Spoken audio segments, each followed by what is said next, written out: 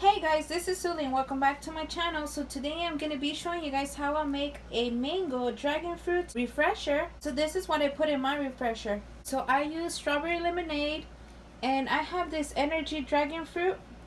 I couldn't find dragon fruit anywhere or even frozen dragon fruit. This is the only dragon fruit item that I was able to find, so we're going to be using that.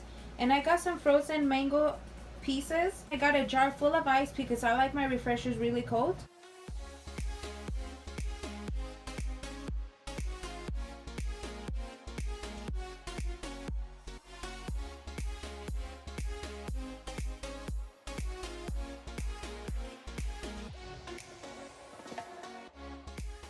For the dragon fruit, it says to put one packet with the 16 ounces of water. Here it is. I'm gonna pour it.